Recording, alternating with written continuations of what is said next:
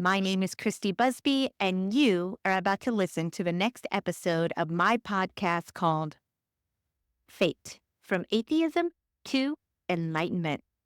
So come on in, join me. We're going to talk about it all, from atheism to enlightenment. Alrighty, guys, here we go. Get ready, and welcome to Your Fate.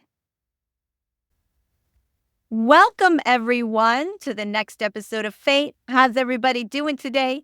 On today's show, I have a lovely woman. Her name is Patricia Saunders.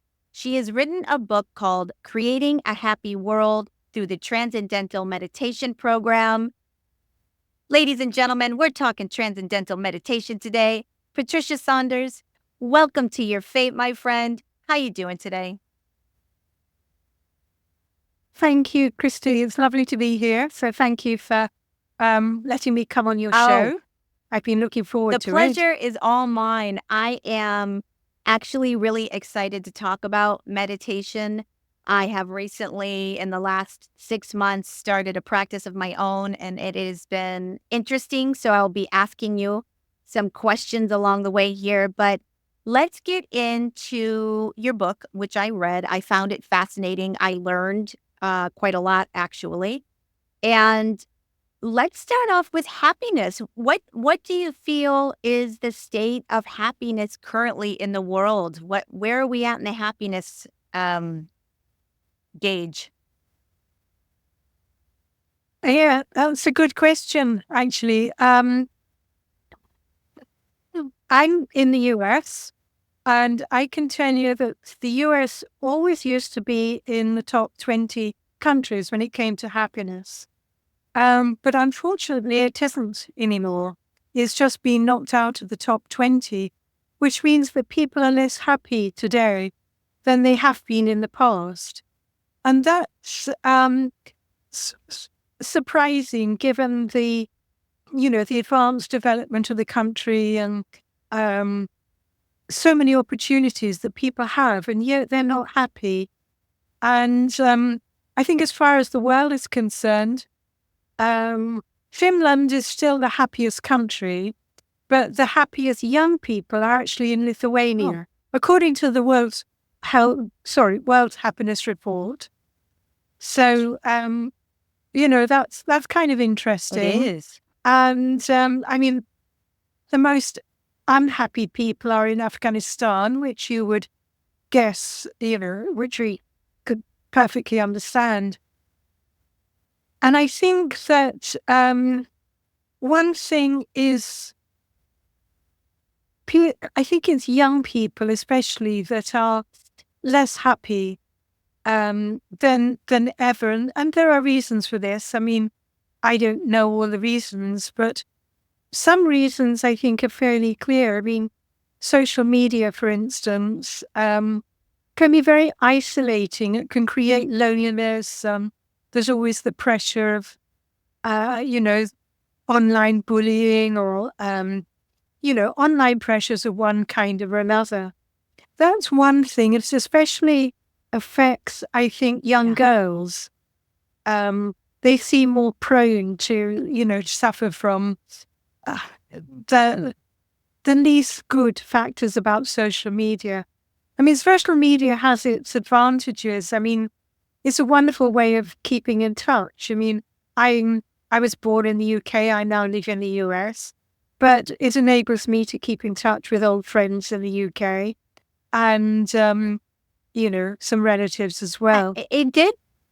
It did start off that way. When Facebook came out, I remember getting in touch with people that I never would have ever spoken to ever again had Facebook not come about. Like, it was a beautiful thing in the beginning, and it was fun and entertaining, and it was a great way to exchange ideas.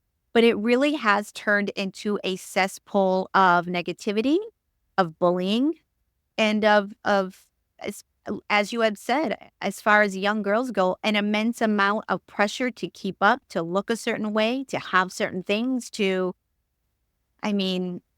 we're I don't know what the answer is this because I don't see social media going away, but I don't think we're using social media in the best way that we could be for everyone, not only young girls, but for everybody in its entirety. I just don't feel like it's panning out the way we hoped it would.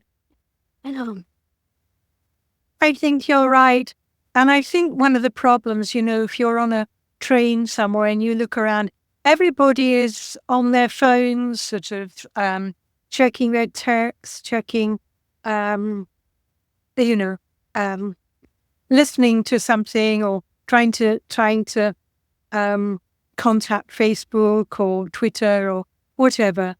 And the thing is, we miss those old moments when we used to see someone in the street and say, "Oh, good morning," and how are you? And maybe see a neighbor. How's everything going? How's your mother? That all these kind of small conversations on a one-to-one basis, which I think create some degree of well-being. When you greet someone in the street and smile, it leaves an impression on them. And that impression isn't there if we're just all the time looking into Facebook or looking into, well, it's not Twitter anymore, is it? It's X and so on, or any of the other social media platforms. We've lost our somehow it has enabled us to lose our connection to each other too. We no longer feel connected to each other because we're not even looking each other in the eyes anymore. There's no connective tissue between anybody. I'm not a young person. I remember growing up and being without my phone, and you would sit on a train, a bus, go to the mall, and you would have eye contact. You would talk to somebody in a restaurant. You would talk to somebody at a bar. You just had more communication and connection with other human beings in general. Well, that's right. And that somehow expands one's perspective. They used to say travel broadens the mind. Well, connecting with more people, going out and talking to somebody, you make that connection. It increases one's own confidence. It increases one's own happiness level, basically. And whoever you're talking to, the same thing happens.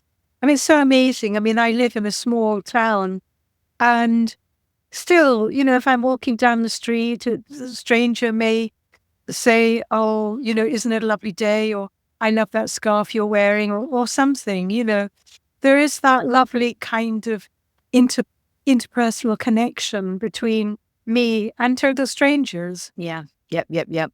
I also don't know if people actually understand what happiness feels like.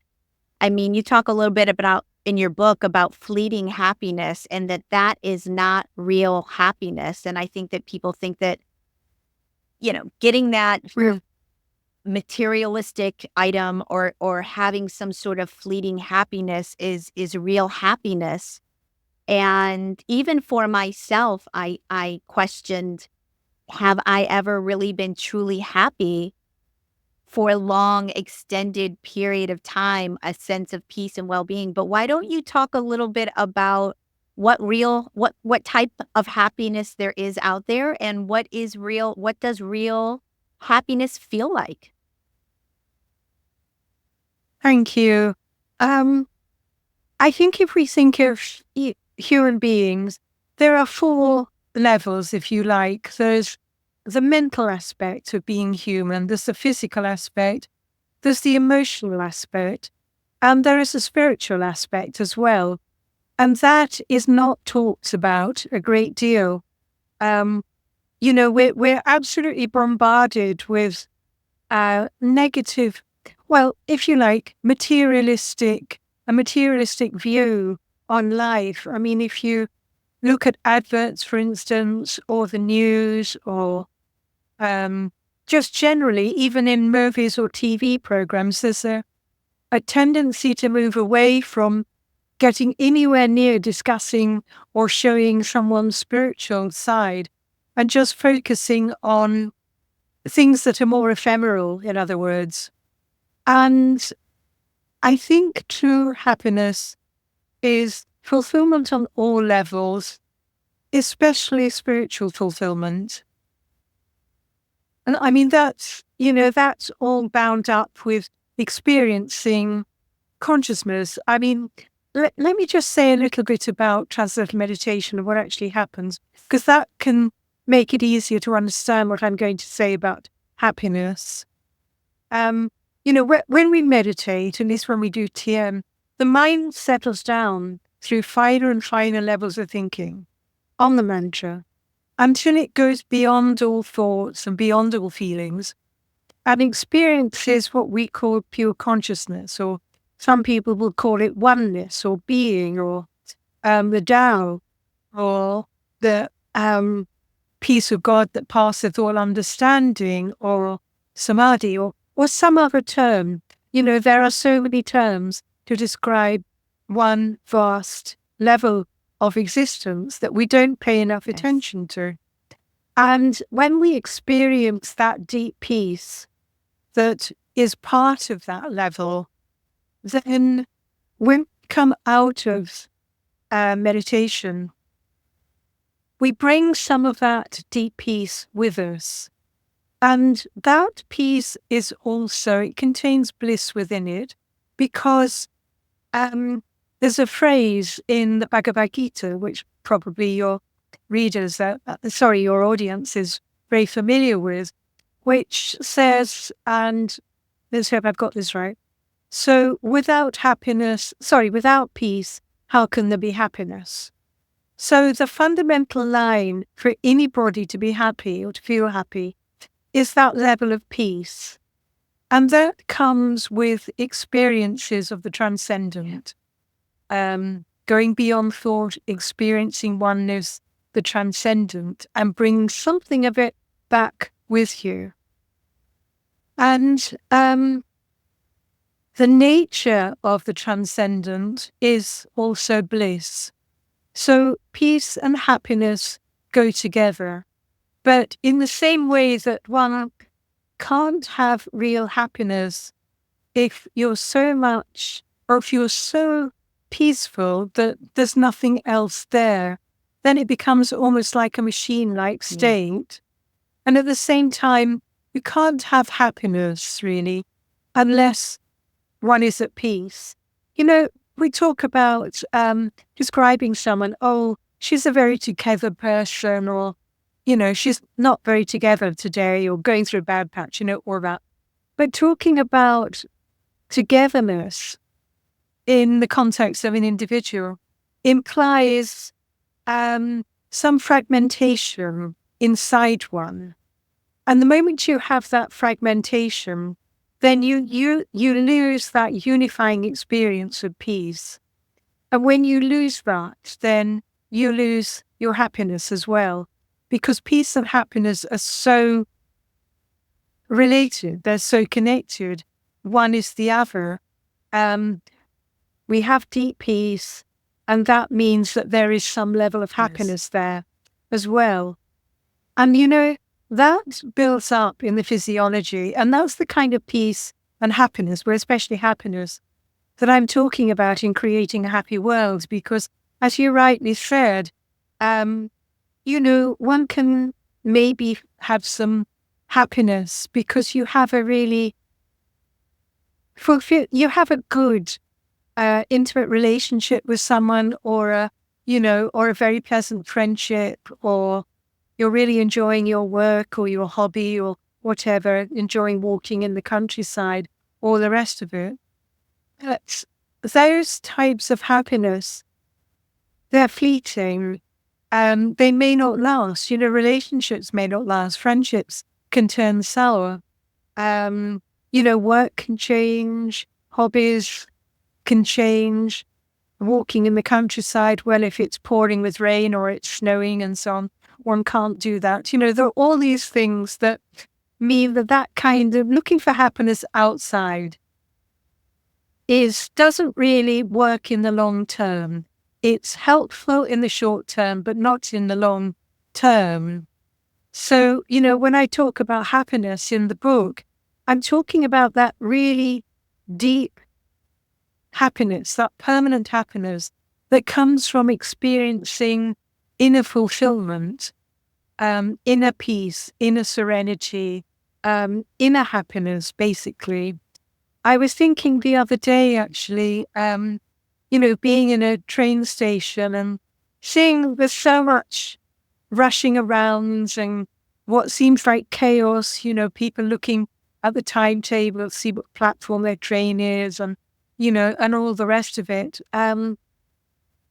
It's very easy to be knocked over and to think, oh gosh, I can't cope with this. It's so exhausting, so stressful being here.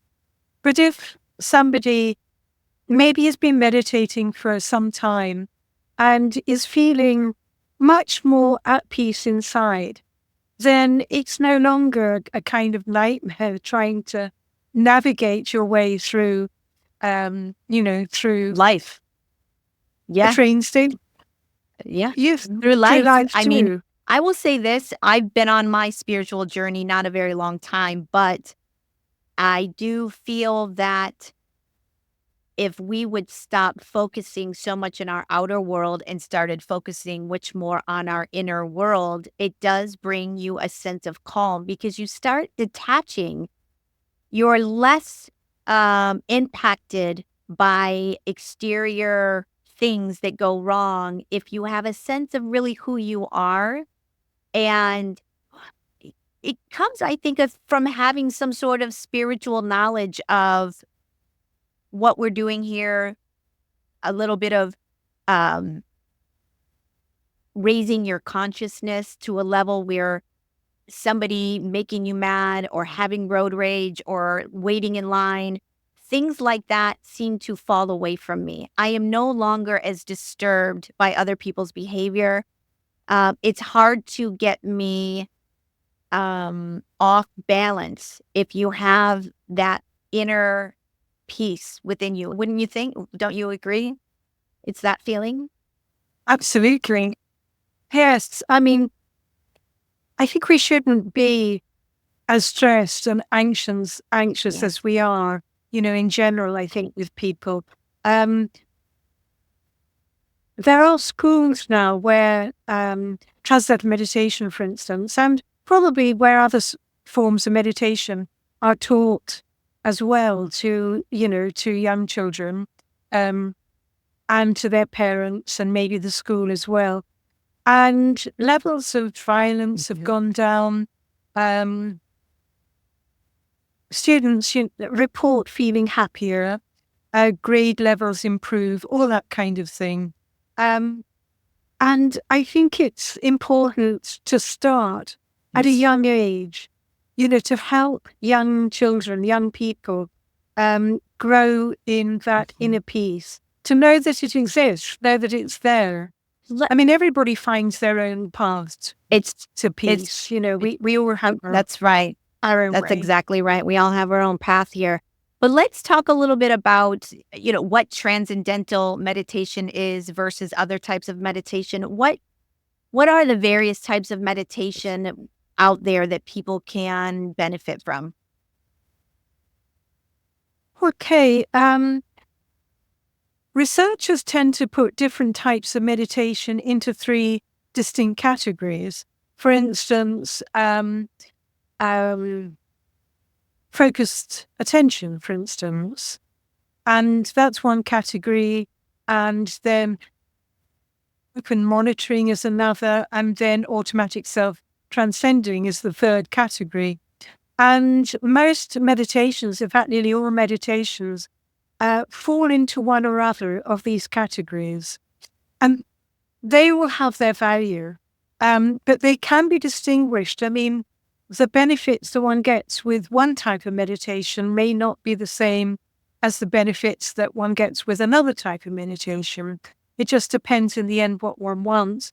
I mean, with focused attention, I know that EEG measurements indicate that there's quite a fast level of brainwave coherence going on inside the brain, whereas with open monitoring, it's much slower. Now, with focused attention, that would be a type of meditation that involves concentration, for instance. where the mind is heavily focused or concentrating on something, whether it's a candle, a flower, or whatever it is. Open monitoring, of course, in general, I think mindfulness techniques fall into that category. Open monitoring, the brain waves are much slower with that. And of course, with open monitoring, it tends to be where the attention just has one's attention on one's thoughts and feelings, even bodily sensations, and just watches them without judgment, but just is aware of them. And that's another type, open monitoring. And then automatic self-transcending is where transcendental meditation falls into the category. That's distinguished by a lot of brain activity in the alpha-1 region.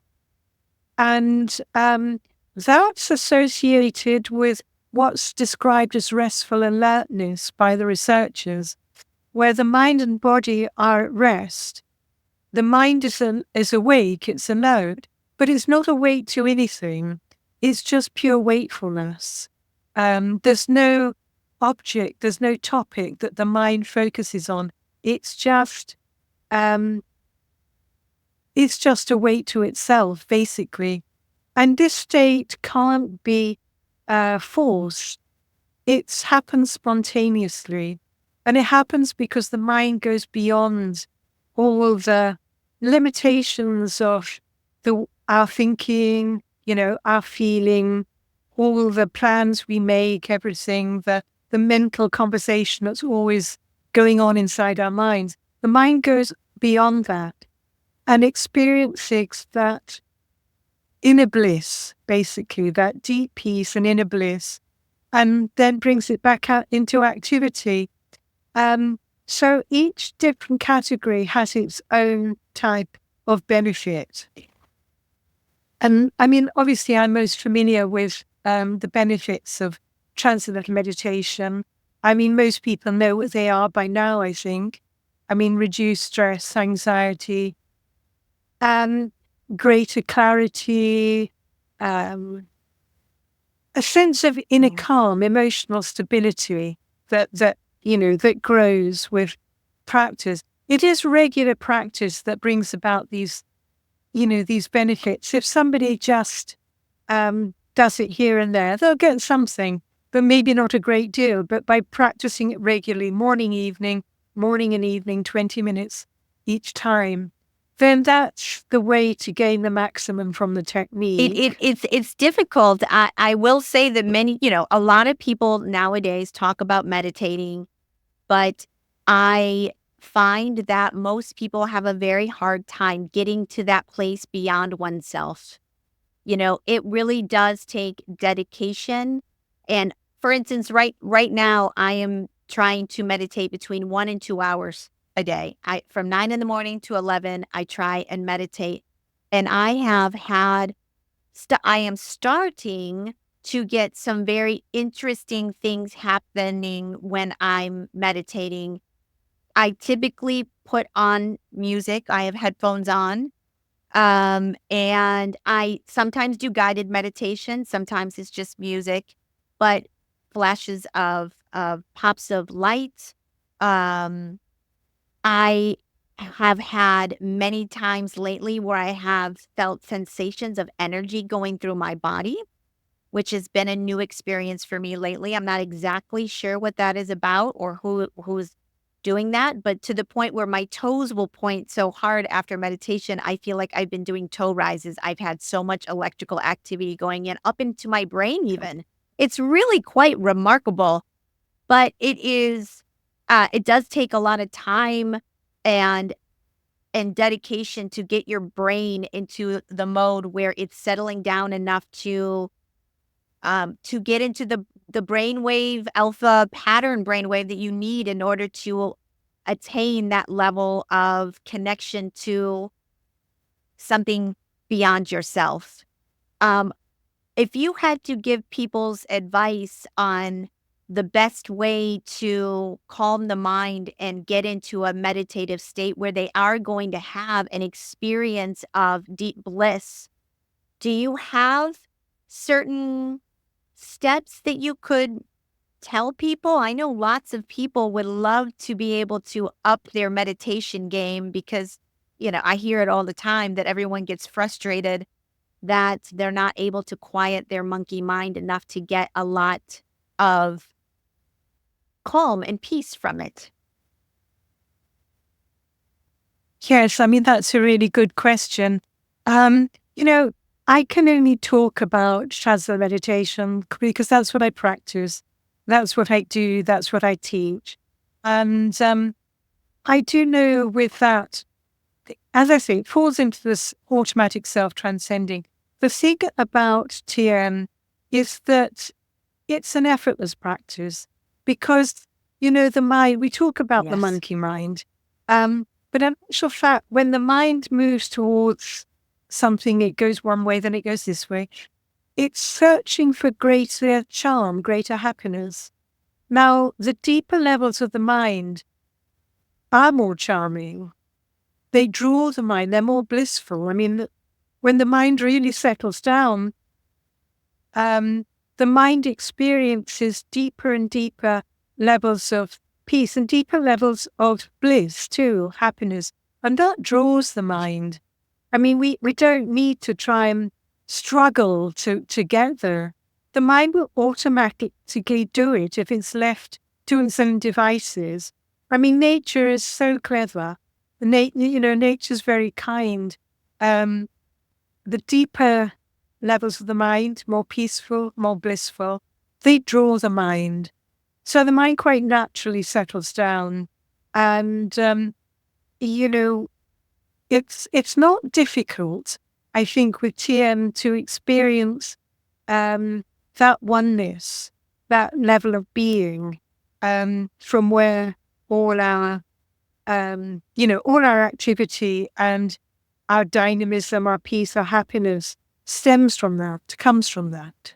Yes, yes, yes, yes. I mean, I am going to continue to practice every single day. I feel like I am getting a lot out of it. I feel calmer. I feel more centered. I feel more grounded in who I am. And I personally am going to incorporate meditation into my life probably for the rest of my days here because I have found it to be so beneficial. And it's becoming more and more popular, trendy, I guess, out there that everybody is trying to get into a meditation practice.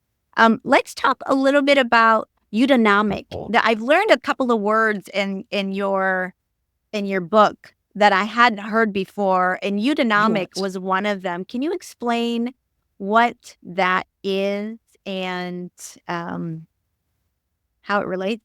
Yes, it's an ancient Greek term. What it means is, or what its application is, that behavior can be hedonistic, for instance, which is just looking after oneself, basically enjoying all the pleasures of life and, not worrying too much about anything very much. Or it can be eudaimonic. And eudaimonic is when our fulfillment comes from helping others, for instance, from not just being centered on ourselves. It's more transpersonal, when we're more focused on helping others, following or finding the best in life, instead of just focusing on, sort of, own, I don't know, going into a bar every... our own ego fulfilled, I definitely think everyone should learn that word eudaimonia because I don't think people really understand that you can gain a lot of self fulfillment, happiness, and peace from actually doing things for other people. I don't know if people are really aware of that. I think that there is this thought thread out there that, happiness comes from doing what makes you happy, what makes you feel good, what makes you, fulfilled solely. But I do think that there is an abundance of happiness that you can gain. I never knew there was a word called eudaimonia for it. That if people took the time to really give more to others, lend help to others, go out of their way for others, that it does give you a really good sense of well-being. And the earth needs that, that's for sure. You're absolutely right, Christy. I mean, goodness me. It is amazing, isn't it? I mean, there's even quite a bit of research now on eudaimonic behavior and how it can benefit the person, and it can benefit the surroundings. And since we're all connected, if you help someone, makes them feel good, they sort of resonate more with you, and it's just reciprocal. The more that we do for other people, the more we give to other people or do, help other people, then the more that helps us as well. It helps our happiness levels. And that's an interesting thing because, just coming back to this whole theme of meditating, we can only give those from what we have inside. It's like a small cup only has a certain amount of water. You have to have a large beaker or a large mug to really, have more water. So we need, again, to be able to develop ourselves inwardly to establish that inner peace, inner happiness, inner stability inside ourselves, because the more we have of that, the more we can give to others. And the more we give to others, then the more, life itself just brings so much back to us. It just works that way. Yep, it does. Somehow. You can almost, I would say, raise the entire consciousness of everyone around you, or it gives out that energy. Another word that I learned in your book was panpsychism. What is that? Why don't we explain what that is? Panpsychism is the term that a thinker, a really great, an excellent thinker called Philip Goff gave to his understanding of consciousness, or what consciousness is. There are different ways that people can understand consciousness. I mean, today, I think most scientists, physicists, subscribe to the idea of materialism or physicalism. They reduce everything to the physical, to the material. And, I think they miss so much that they need to do a lot of long meditations in order to change their viewpoint. I do think there is a resurgence of rethinking materialism in scientism. And I think there's more and more people out there that are understanding that there is more to us, that there is more going on than just the materialism that we see around us. But coming back to panpsychism understands consciousness as something that's independent of our brains. I mean, the panpsychist would say that everything has consciousness to differing degrees. I mean, obviously animals have consciousness. But I mean, a panpsychist would even say that plants have consciousness, for instance, which we know. I mean, I believe that trees communicate with each other through their roots. There was an interesting documentary about that some time ago. And that everything has consciousness to different degrees. I would take that one step further. I mean, I subscribe to the idea of, if you like, idealistic monism, that consciousness ultimately is all there is, that everything is made of consciousness. There was a great scientist, I can't remember, I think it was Arthur Eddington. I mean, he's long, deceased now.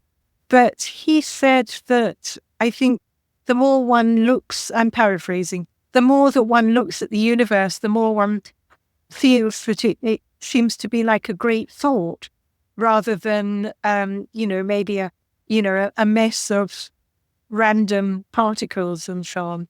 So, I subscribe to that. I think that consciousness is everything, that everything is connected at source, and that the source of everything is in that oneness, that being that we experience when we meditate. I agree. And in your book, you talk about things like cosmic consciousness, collective consciousness, Braham consciousness. What are those varying? How would you define those three different types of consciousness? Okay, we're just starting with collective consciousness first of all, and we talked about individual consciousness.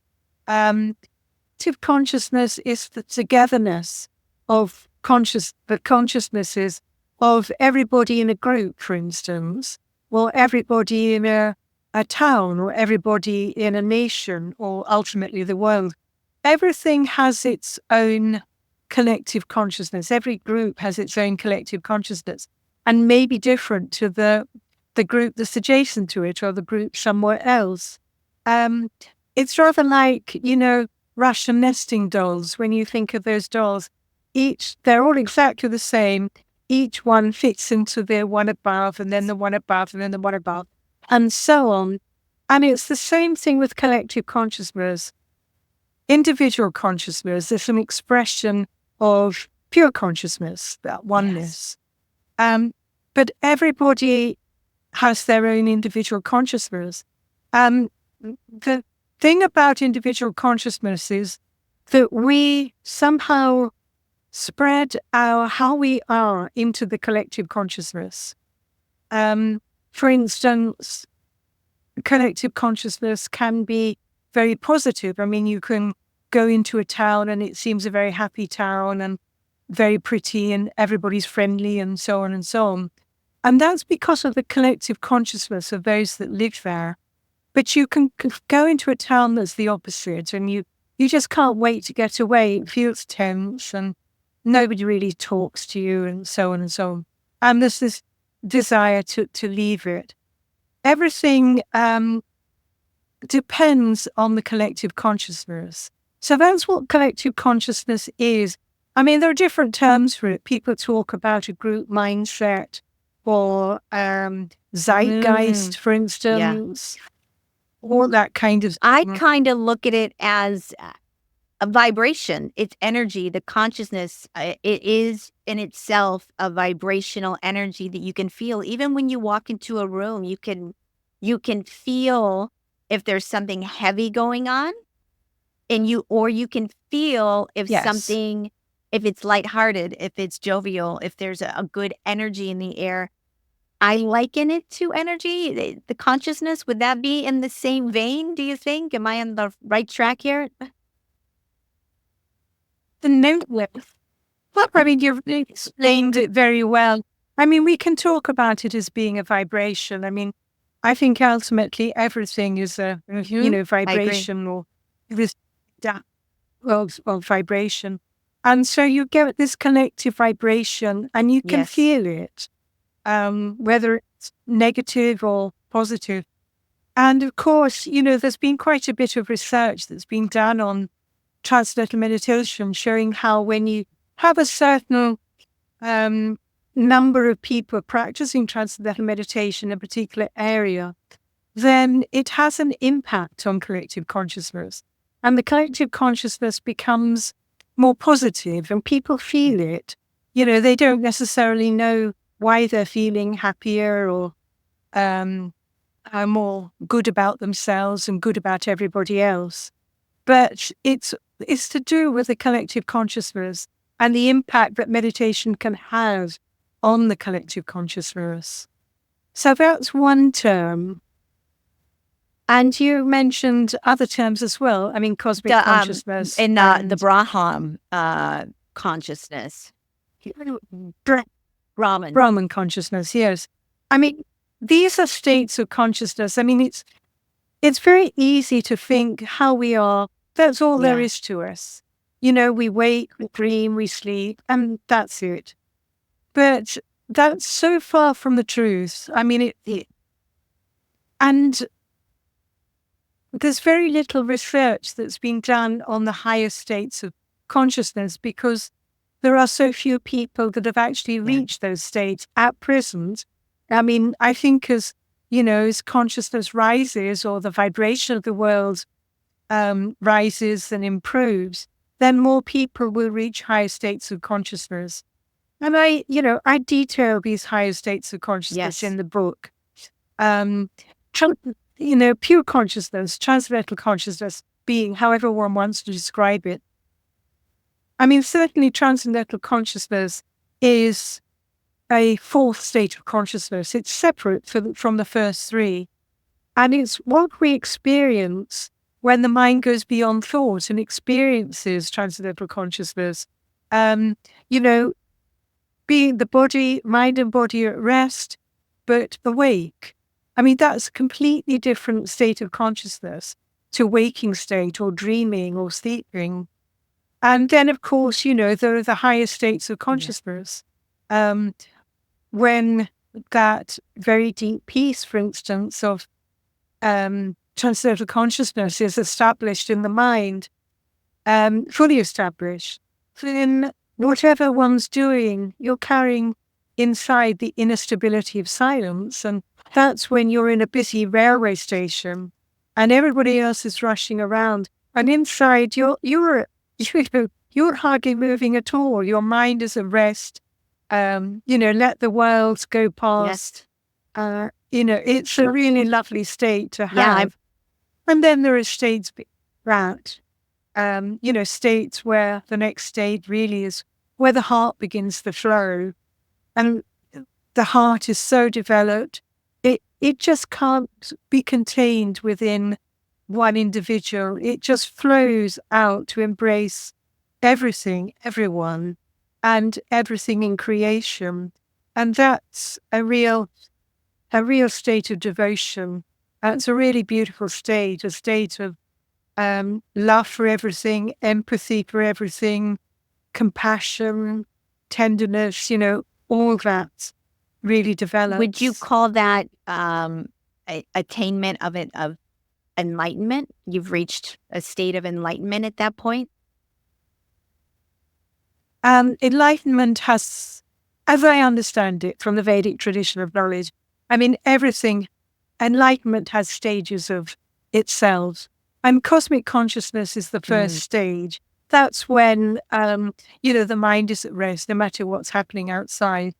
When the heart really overflows and embraces everything within that very peaceful mind, then that's a higher state of enlightenment. Mm-hmm. And then, of course, there's a moment or a time, if you like, where the heart that can't bear separation, it just loves so much and it draws everything toward it to such an extent that one's awareness, one's understanding goes beyond anything of a duality, if you like, and experience the unity of all things.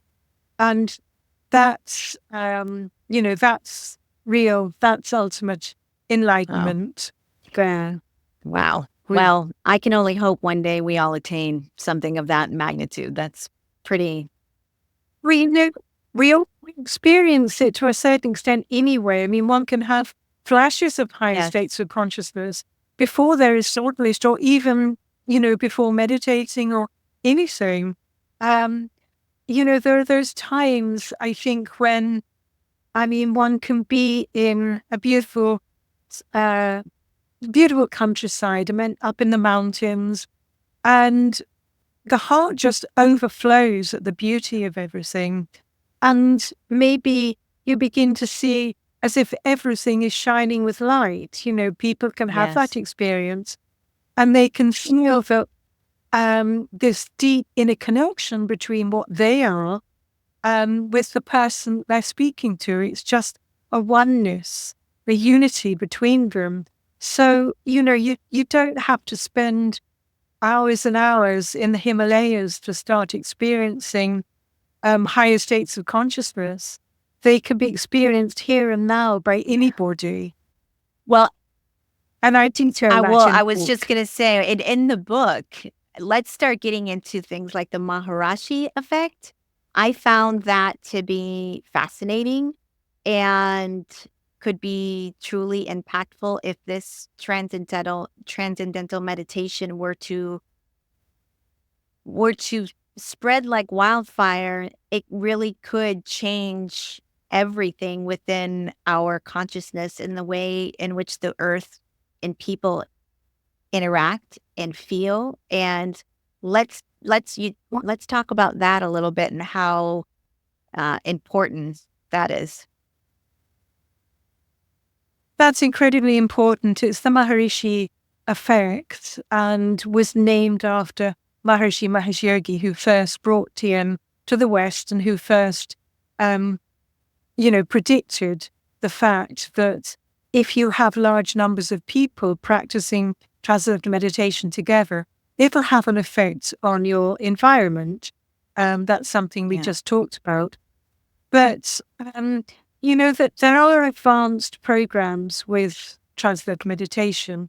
If one practices the advanced programs of TM, then if you're in a group of people, a large group, let's say, if you can be in a group of, say, 2,000 people, then while practicing those more advanced techniques, one can have an effect on the crime rate, for instance. I mean, this was actually measured and reported and was published in a peer-reviewed journal, or actually several peer-reviewed journals, back between 2007 and 2011.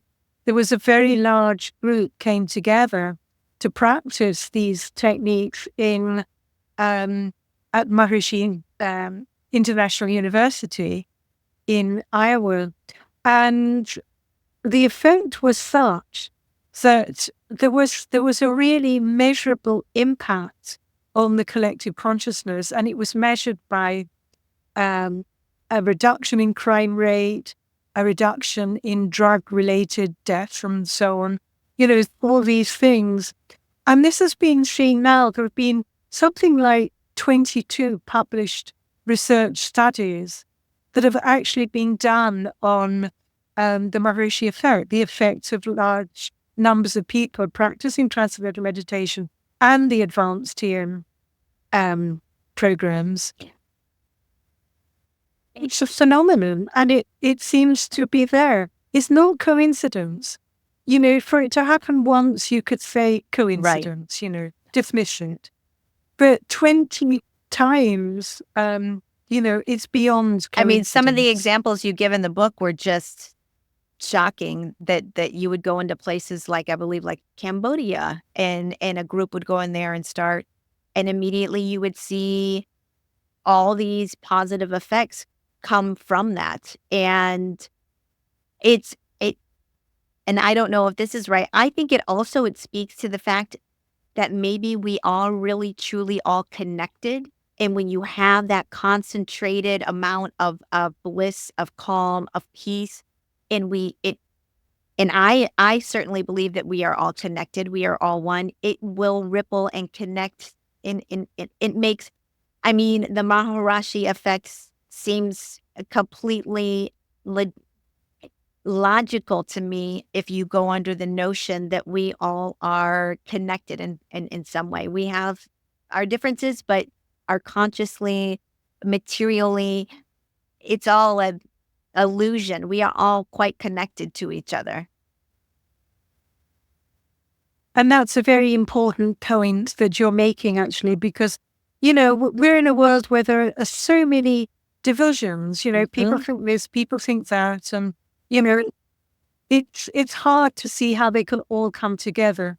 But at the deepest level, as you say, we are all connected. That level of pure consciousness, being, samadhi, Tao, whatever you want to call it, it's like something it's like a large pond, if you like. And when we practice, have a large group practicing meditation together in a group, it's like throwing a stone into that pond and seeing all the ripples ripple out. So, it's so important. And I think, maybe a growing number of scientists are beginning to accept that there is this connectedness at the source of all life. And once they do that in their numbers, we need more of them to think that way, then that's when we're really going to see extraordinary advances in harmony in the world and peace. I agree.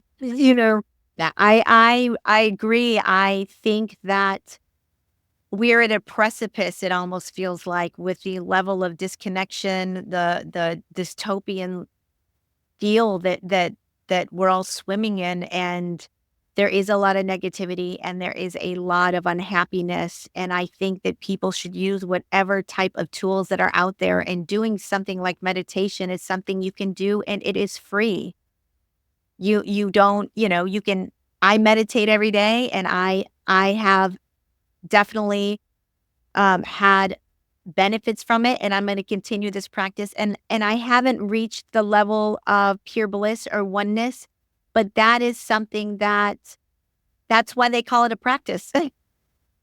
That's why they call it a practice. You really do have to sit and make the time for yourself to go into a state where you can achieve a calm mind, so you can get to a level where you're going to access another state of consciousness, which is going to bring you that sort of calm and peace that will benefit you, lower your stress, lower your anxiety, allow you to detach from exterior stress. It almost puts a bubble around you of calm, because things are unable to penetrate you as easily, because you have an inner core which is grounded in peace and calm, I would think.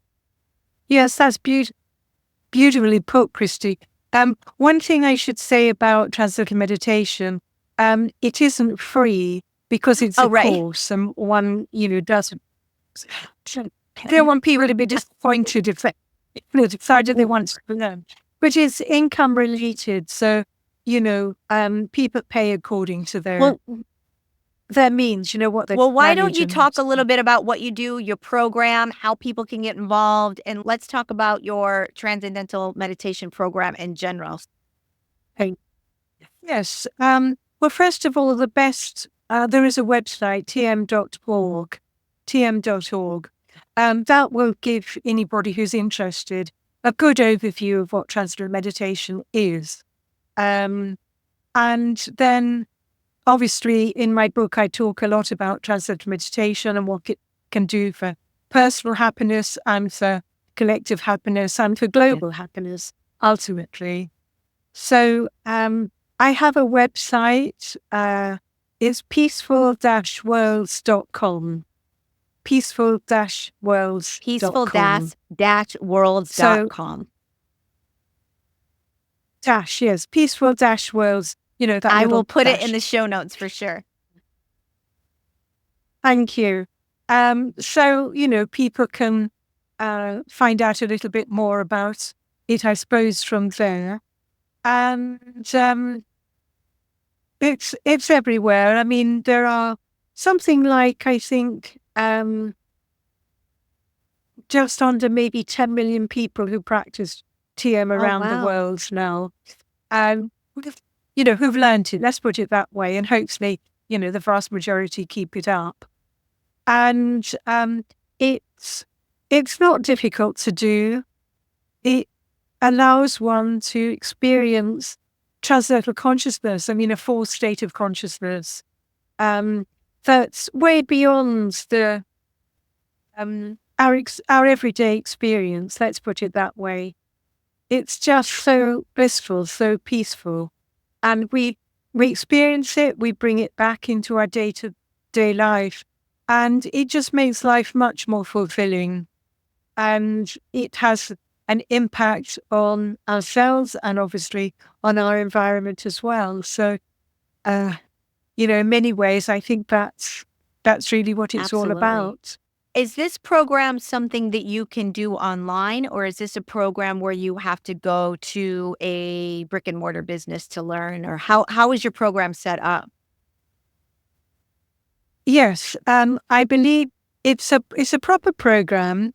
The first day is on a one-to-one basis, but the Wow. rest of the program can be done online. Okay. So, as long as people don't mind making one journey to a brick and mortar place, then the rest of it is online. And another place actually where um, I think people can get a lot more information about TM is actually the David Lynch Mm. Foundation. David Lynch was the Yep. filmmaker, um, and he started a foundation to help. I mean, vets, for instance, veterans who suffer from PTSD, and it's been shown that TM, Transcendental Meditation, helps veterans to be able to cope with PTS, to reduce anxiety and, drug taking, and the worst case scenario, fewer suicides as well. So he started it, and then that's spread to other fields, helping the healers, that kind of thing. Different bodies of people. But the site, David Lynch Foundation, it's very informative, and one can find out a great deal on that. Anything that's missing on tm.org, I think you can probably find on the David Lynch Foundation. And people that would like to be interested in doing this program, do you certify people to teach transcendental meditation to others? Or is this a program in which you would go through in order to have a successful transcendental meditation practice at home? Or is it both? It's taught. There are certified teachers. You have to, if you're going to become a TM teacher, you have to go Okay. through the course, teacher training for that, and then you can teach others, and hopefully a lot of the others will, the people you teach will also become teachers, and so it will spread further. I mean, that's the goal. I mean, the more people that are experiencing this, that are doing things like transcendental meditation, the better our world is going to be. It truly. Well, I think so, and all the research points in that Yes. direction as well. Sure. So where can people pick up your book? Is it Amazon? Basically, I'll put it in the show link. Yes. I mean, it's available on Okay. Amazon, obviously. It's also available in Barnes and Noble and all the usual places. But Amazon is obviously the fastest To pick way it up. to I get get it. it. So the title is Creating a Happy World, Cultivating Happiness Through the Transcendental Meditation Program. And I mean, by now there should be a link between my website and Amazon so that people can Great. get to it through that. But that's just being tweaked at the moment. So, but I think the fastest, easiest, quickest way is Amazon. Perfect. Well, Patricia, we're coming up at an hour. I really enjoyed this conversation. I hope people pick up your book and go and be a part of this program. It's important. It will change your life, I'm sure, and it will bring you peace and happiness and a sense of well-being that many people can't seem to attain these days. It's not easy. I think to try it and see. I mean, I think if there's one takeaway that I would want everyone to take from the book, if they read it, is to realize that life is Yes. meaningful and it has a purpose, and we're part of life, and so we have a purpose too, and our lives are meaningful, and we can impact our environment. I mean, we can help the world just by meditating. So to just by practicing transcendental meditation. So that's a really big takeaway I think I'd love everybody to have. Yes, I agree. It is quite extraordinary how the vibrations, the energy, our thoughts, our intentions, they are extremely impactful to not only ourselves, but to other people around us. And I think that if more people understood that we were much more capable and we focus too much on our exterior world and on things that don't quite matter, frankly, and we don't focus enough on our inner power, our inner being, and there's many layers to us that people don't dig in to investigate that would bring us a sense of well-being and peace that most people don't ever attain in this life. So instead of coming home and turning on the television, come home and sit with yourself and kind of go in and seek that inner peace. Get into a program like this and give back to people, and it will make you a happier person. Yes. Thank you, Christy. You've summed it up. Well, thank you, Patricia. On that note, gang, we're going to go ahead and leave it here. I want to thank Patricia Saunders. I will put all of her information in the show notes. Check out her program, get her book, do it today. And we will see you next week on From Atheism to Enlightenment, gang. Journey well, everyone. Bye-bye. Alrighty, guys. That was a wrap on this episode of F.A.T.E, From Atheism to Enlightenment. I hope you enjoyed the show. I will leave her website, the book information in the show notes.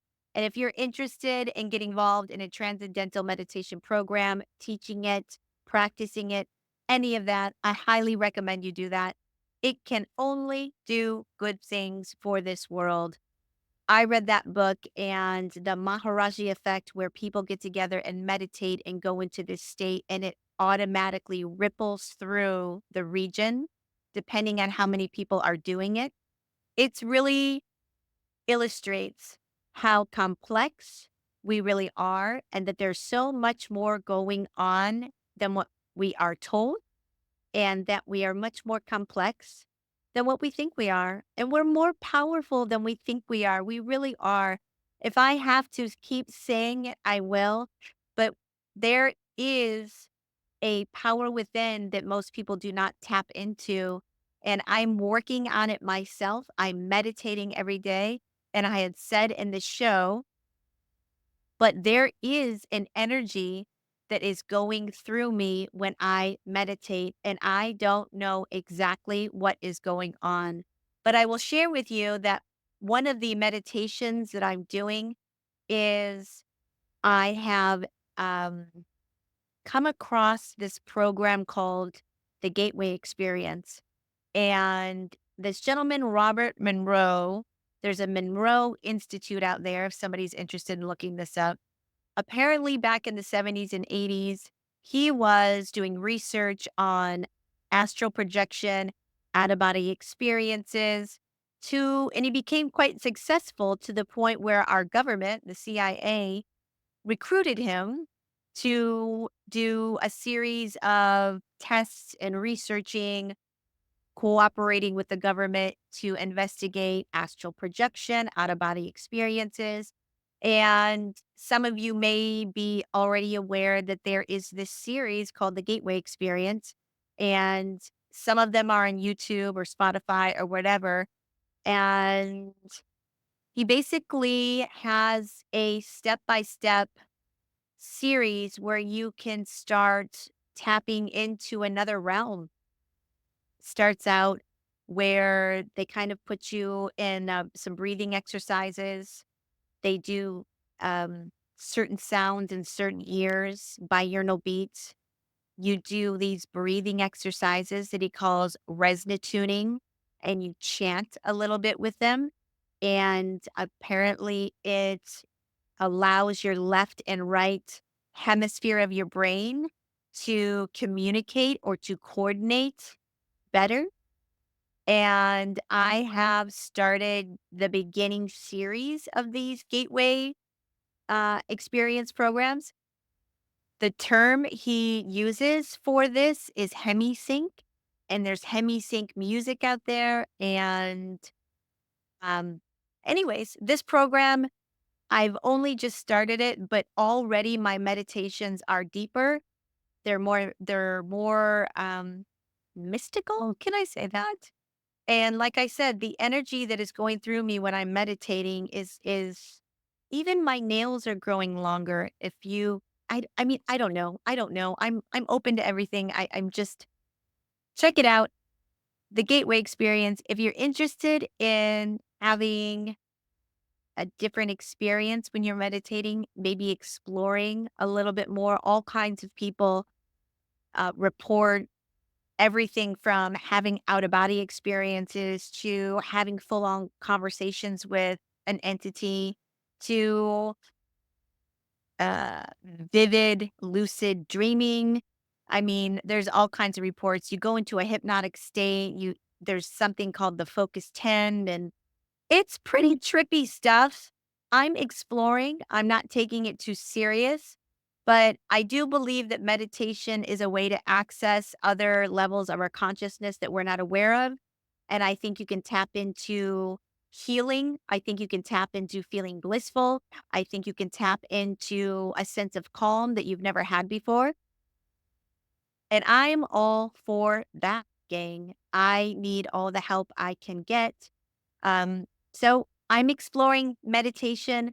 I think that it is the future of being able to access a mental health that we are struggling with now in our world. It seems like there's a epidemic of people with mental health issues, everything from PTSD to depression to bipolar.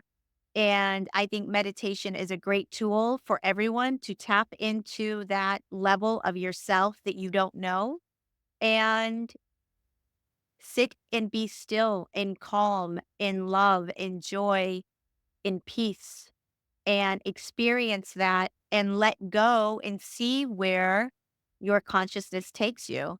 And it could open up all kinds of things for people. So I highly recommend if you have any interest in transcendental meditation, whether you want to be a teacher or not, I suggest you proceed. And if you're getting pulled in that direction, if that resonates with you, go for it.